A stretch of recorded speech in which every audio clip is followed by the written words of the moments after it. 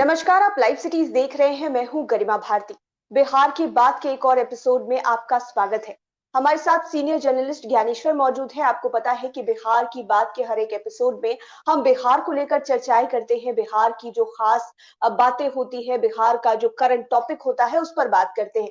लेकिन अगर current topic की बात की जाए तो कल से ही हम लगातार रामायण की बातें सुन रहे हैं। बिहार के पूर्व सीएम जीतन राम मांझी ने कह दिया कि वो भगवान राम के अस्तित्व पर विश्वास नहीं रखते हैं। वो एक काल्पनिक कैरेक्टर है, यानी कि कल्पना की गई है उनकी, ऐसा कुछ था नहीं। सबसे पहले आप बताइए कि आपको इस बयान के बाद क्या लग रहा है? जीतन राम मांझी सही कह रहे हैं, गलत कह रहे हैं, कहना चाहिए, नहीं कहना चाहिए, आपको क्या लगता देखिए गरिमा जी, सही कह रहे हैं गलत कह रहे हैं, यह तो जीतन राम मांझी जी की अपनी सोच है। लेकिन पहले हम अपनी बात कह दें, नहीं तो दर्शक हमें है? ही ट्रोल करने लगेंगे। कि जो मेरी मान्यता है, आप भी मेरी तरह सोचती होंगी, क्योंकि हम लोग की परवरिश ऐसे ही हुई है कि हम सभी ये मानते हैं कि भगवान राम कन कन में है, कन कन में है बिल्कुल। राम। ठीक है। जब अंतिम समय में घाट भी जाएंगे, मौत प्राप्ति के बाद, तो लोग राम नाम सत्य है यही आवाज लगाएंगे। लेकिन अपनी बात हम कहें, जीतन राम मांझी की बात पर बाद में आते हैं, तो मैं भाजपा वालों की तरह जय श्री राम के उन्मादी नारे में विश्वास नहीं रखता। साफ साफ हम और या हमारे जैसे बहुत सारे लोग होंगे जो मन से जय सिया राम कहते हैं, बिल्कुल, आस्था सीताराम अंदर का, होनी चाहिए। जी सीताराम कहते हैं, लेकिन तलवार भांज कर जय श्री राम का नारा लगाकर राजनीति हम नहीं करते हैं। और जो राजनीति करने वाले लोग होते हैं उनका पैमाना अलग होता है, इसलिए किसी को बात अच्छी लगती है, किसी को बात बुरी लगती है। हम्म। और समय समय पर अवधारणाएं, पात्र के हिसाब से कौन क्या बोल रहा है उस हिसाब से बातें बदल जाती है। देखिए, यदि आपको जम्मू कश्मीर में भाजपा संघ पीडीपी की सरकार का स्मरण होगा, तो महबूबा मुफ्ती के साथ सरकार बनी थी। वो महबूबा मुफ्ती के साथ सरकार बनी थी जो कहा करती थी कि जम्मू कश्मीर में पाकिस्तान की करेंसी भी चलनी चाहिए। तो राजनीति एक ऐसी चीज है जिससे कभी कभी तो नफरत होती है, लोकतंत्र में विश्वास है, लेकिन जिस तरीके से लोग बर्ताव करते हैं या जिस तरीके से बातें करते हैं।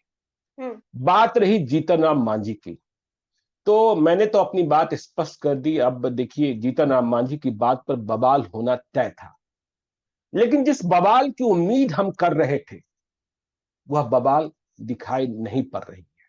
क्यों नहीं पड़ रही है, आप भी समझ रही होंगी कि जीतन राम मांझी राहुल गांधी नहीं है, जीतन राम मांझी लालू यादव नहीं है, जीतन राम मांझी तेजस्वी यादव नहीं है, जीतन राम मांझी ममता बनर्जी नहीं है, जीतन राम मांझी अखिलेश यादव नहीं है, जीतन राम मांझी कैप्टन अमरिंदर सिंह नहीं है।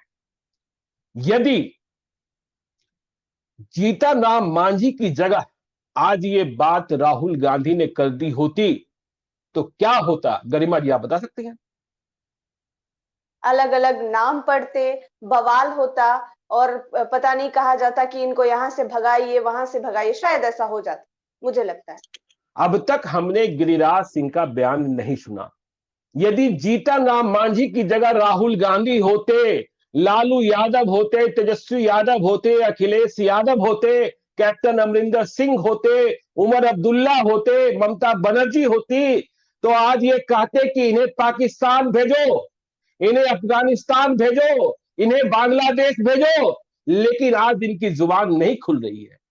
कुछ नेता बोल रहे हैं, लेकिन नसीहत की तरह बोल रहे हैं कि भगवान राम को नकार कैसे सकते हैं।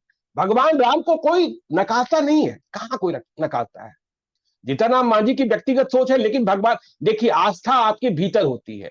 उनके प्रवक्ता है जीतन राम मांझी के दानिश रिजवान, उन्होंने कह दिया कि यदि मैं नमाज ना पढ़ूं तो क्या होगा।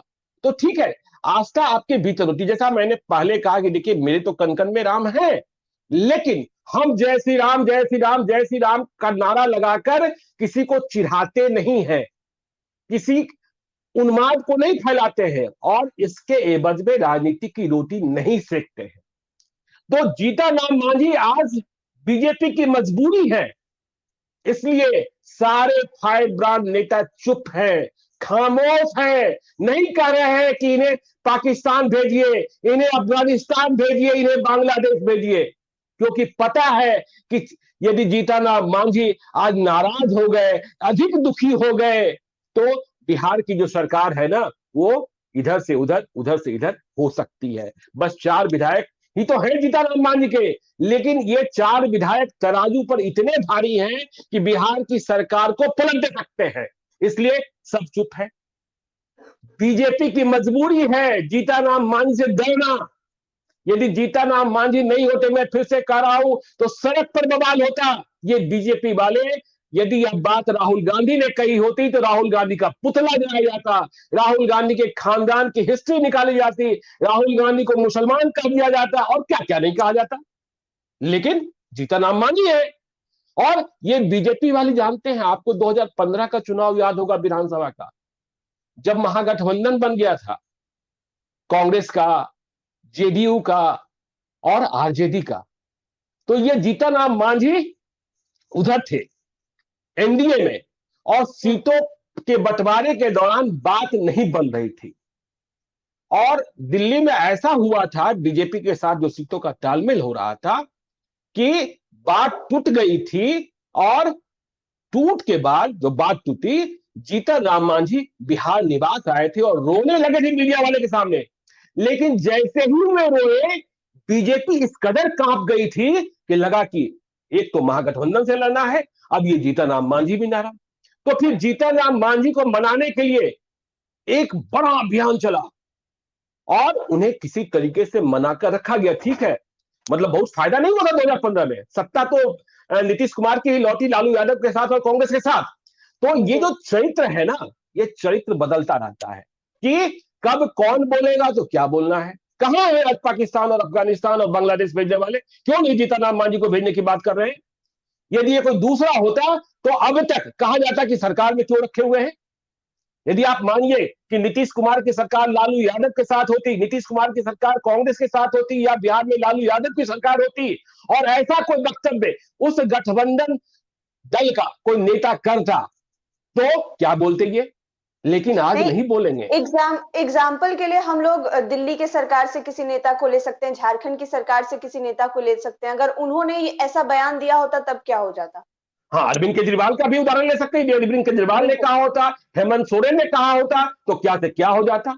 लेकिन ये नहीं बोलेंगे, क्योंकि आज जीतन राम मांझी की जो खराऊ है ना 4 विधायकों की, उसके बूते बिहार की सरकार टिकी है। आगे यूपी में चुनाव होना है, आगे पंजाब में चुनाव होना है, आगे गोवा में चुनाव होना है, तो उसके पहले अपनी एक सरकार की शहादत कैसे पसंद करेंगे? इसलिए जीतन राम मांझी जो बोलेंगे उन्हें नसीहत जरूर दी जाएगी। देखिए, एक विधायक है हरिभूषण ठाकुर, उन्होंने राक्षस जरूर कहा, लेकिन अरे बीजेपी के स्टेट प्रेसिडेंट आए ना, गिरिराज सिंह आए ना, और जो नेशनल लीडर्स हैं वो आए ना, कहे ना कि हाँ इन्हें हम एनडीए से बाहर करते हैं, क्योंकि उन्होंने गिरिराज सिंह को बार बार कहा जाता है हिंदू हृदय सम्राट, फायर ब्रांड नेता, तो इस बार उनकी तरफ से तो कोई भी बयान नहीं आया, ना ट्वीट किया नहीं है, आएगा ना, नहीं ना आएगा, कैसे आएगा? हाँ, उसके पहले क्या, देखिए अब क्या है, जीतन राम मांझी की जो पार्टी है बिहार में, हम और उनके जो 4 विधायक हैं, देखिए आप मुकेश सहनी की पार्टी के जो विधायक हैं उनको छू छा ले सकते हैं, लेकिन जीतन राम मांझी की पार्टी के 4 विधायक में 3 तो उनके अपने ही परिवार के हैं, एक अकेले टेकारी वाले अनिल कुमार जो है दूसरे हैं, तो वहां तोड़ फोड़ की भी कोई संभावना नहीं है। और तराजू में इस करबट से उस करबट को हो गए तो सरकार गड़बड़ हो जाएगी, इसलिए कोई बोलेगा ही नहीं कि हाँ इन्हें एनडीए से बात कीजिए। दूसरा कोई होता, मैंने कहा ना कि यदि नीतीश कुमार की सरकार आरजेडी और कांग्रेस के साथ होती, या लालू यादव की सरकार होती, या अरविंद केजरीवाल की सरकार में ऐसे कोई लोग शामिल होते, तो उन्हें कहा जाता कि जब तक मंत्री पद से हटाया नहीं गया, जब तक सरकार से नहीं हटाया गया, तब तक शांत नहीं बैठेंगे, इन्हें तो पाकिस्तान भिजवा ही देंगे। हाँ, बांग्लादेश, अफगानिस्तान, पता नहीं कहां कहां भिजवा। बांग्लादेश और अफगानिस्तान। देखिए, बिहार के उद्योग मंत्री हैं शाहनवाज हुसैन, उन्हें पिछले का पिछला लोकसभा चुनाव याद होगा, जब वे बहुत मामूली मतों के अंतर से हार गए थे, और शाहनवाज हुसैन को बीजेपी उम्मीदवार भागलपुर में इसलिए बनाती रही थी कि मुसलमानों का कुछ मत तो मिल जाएगा, लेकिन एक केंद्रीय मंत्री जो आज की तारीख में है, वो गए चुनाव प्रचार के अंतिम दिनों में और उन्होंने वहां कह दिया कि जो जय श्री राम नहीं बोलेगा वो पाकिस्तान चला जाए। तो शाहनवाज हुसैन की किस्मत बिगड़ गई। शाहनवाज हुसैन को आज भी वह चीज है, भले वो पब्लिकली नहीं बोले। तो जीतन राम मांझी आज इस तराजू पर हैं कि ये बीजेपी वाले उनसे डरते हैं, सरकार जाने का खतरा है। और वैसे भी आपको, यदि आपको याद है कि 2020 का जब बिहार विधानसभा का चुनाव हो रहा था और सीटों के तालमेल की बात हो रही थी, बंटवारे की बात हो रही थी, तो जीतन राम मांझी जदयू की ओर से सीट ले गए थे और मुकेश सहनी बीजेपी के खाते से सीट ले गए थे। नीतीश कुमार ऐसे मसलों पर नहीं बोलते हैं, आपको पता है। नीतीश कुमार कोई उन्मादी भाषण भी नहीं देते, ये आपको पता है। वे जय श्री राम और पाकिस्तान और अफगानिस्तान और बांग्लादेश की बात नहीं करते हैं, आपको पता है। लेकिन ये लोग जो करते हैं, उनकी आवाज आज क्यों नहीं निकल रही है, क्यों चुप है? जनता तो सुनना चाहती थी, आप सिर्फ जनता को भड़का। जी जी, हाँ, सवाल तो ये भी खड़ा होता है कि मैंने बहुत दफे, आपने तो बहुत लंबा समय गुजारा है, मैंने तो इधर कम समय में ही देखा है कि बार बार ऐसे बयान आते हैं कि राम के नाम पर समझौता नहीं करेंगे, धर्म के नाम पर हम बिल्कुल समझौता नहीं करेंगे। लेकिन यहाँ पर क्या मुंह देखी वाली राजनीति हो रही है कि अगर मांझी बोल दे तो कोई बात नहीं, वही तेजस्वी या लालू यादव या फिर विपक्ष की तरफ से कोई भी नेता बोल दे तो वो बहुत ज्यादा गलत हो जाएगा? तब तो हो जाएगा किसकी किससे शादी हुई है, तब तो हो जाएगा किसके कौन पिताजी हैं, तब तो हो जाएगा कि किसके कौन ससुर जी हैं। हाँ? तब तो ये बात हो जाएगी। लेकिन अपने, वो कहते हैं ना कि अपने भीतर जो कमी है उसे हम छुपाते हैं। और देखिए, देश की राजनीति अब धर्म की राजनीति के रूप में बदल रही है। जो मुद्दे हैं देश की असली, मैं एक वो बात खत्म। बार बार, हाँ, मैं एक बात बार बार कहता हूं। देखिए, बिजली, सड़क, पानी से अब आगे जाने की जरूरत है। यदि हम बिहार में बात करते हैं तो इसलिए बात करते हैं कि 20 साल तक हम पीछे रहे। लेकिन अब विकास का पैमाना बिजली, सड़क, पानी से आगे जाकर है और यहां सब कुछ इसी में समेट कर रखा गया है। क्योंकि देखिए, आप निंदा कर लीजिए, हम तो कहते हैं कि आप पिछले 7 वर्ष से केंद्र में एनडीए की सरकार है। इसके पहले जो भी सरकार रही, अटल बिहारी वाजपेयी की सरकार रही, मनमोहन सिंह की सरकार रही, आपने देखा कि जब लालू यादव केंद्रीय रेल मंत्री हुए तो बिहार में कई रेल कारखाने आए, मधेपुरा आया, दरियापुर आया।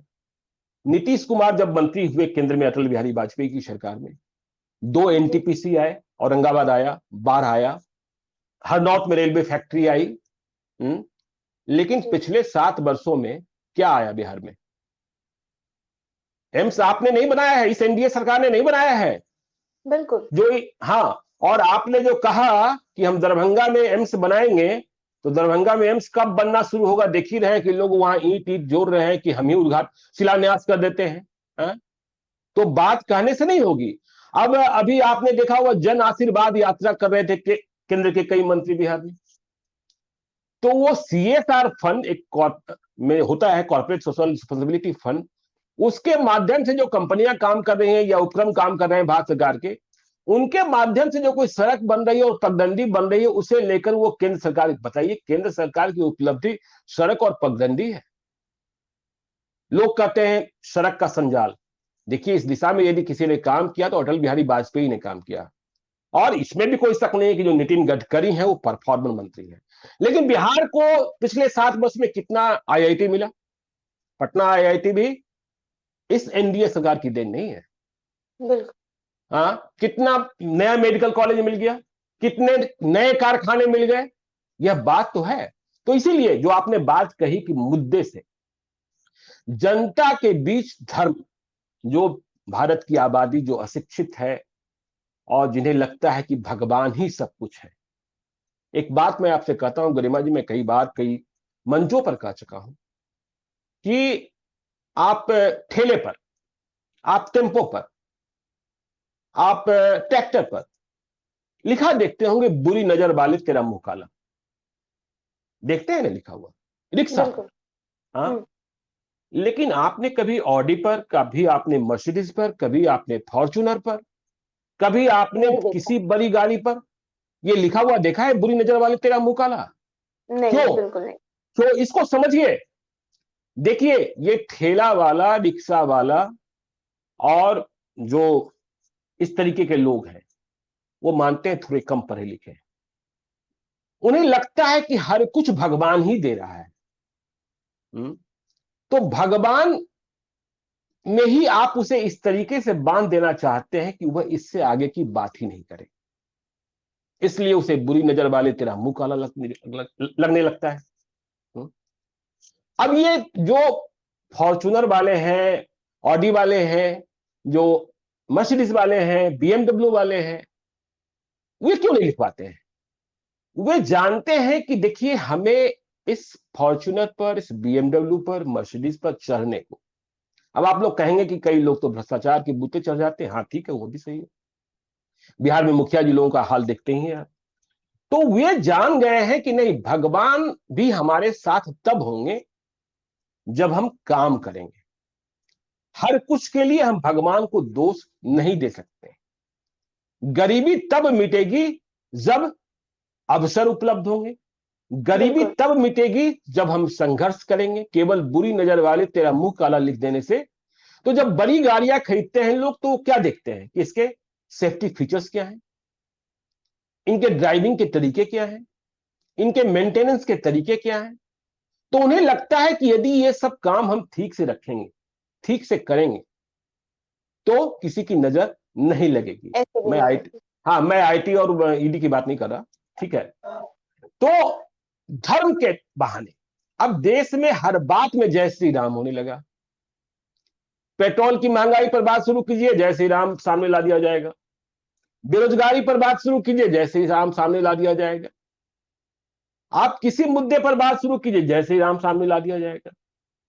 तो असली मुद्दे से जनता को विचलित करना हो तो जय श्री राम सामने है। लेकिन जीतनराम मांझी के प्रकरण में आप देख रहे हैं कि यहां भी घिघी बन गई है।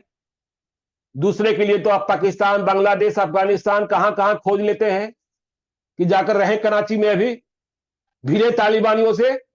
हाँ, तो कहिए ना जीतनराम मांझी को, जो आपके भगवान राम को मानने को तैयार नहीं है, कि इन्हें इंडिया से हम बाहर करते हैं और इन्हें पाकिस्तान का पासपोर्ट देते हैं, वीजा देते हैं। नहीं कहेंगे आप, क्योंकि आप में हिम्मत नहीं, क्योंकि आपको अपनी सरकार चलानी। जब आप महबूबा मुफ्ती के साथ सरकार बना सकते हैं, तो किस सिद्धांत की बात करते हैं? और जब महबूबा मुफ्ती से आप अलग हुए, तो आपने अपने को ऐसे साबित किया। क्या महबूबा मुफ्ती का इतिहास आपको नहीं पता था? पता था ना? हा?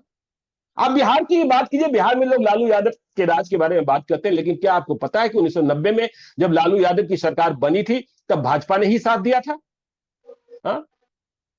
तो राजनीति में अवसर और मौका परस्ती, दो शब्द ऐसे हैं जो सबसे ऊपर होते हैं। और भगवान श्री राम सिर्फ राजनीति की रोटी सेकने के लिए।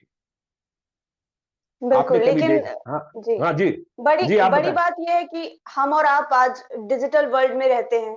दुनिया जी, बदल रही है और जनता को इतना बेवकूफ समझना मुझे नहीं लगता है कि ठीक होगा। हर आपने कहा कि हर मुद्दे को छोड़कर उस मुद्दे को लाया जाता है, जिससे ना चाहते हुए भी जनता बंध जाती है और पीछे की चीजें भूल जाती है। लेकिन जब जरूरत पड़ती है तो फिर तो आवाज उठती ही है।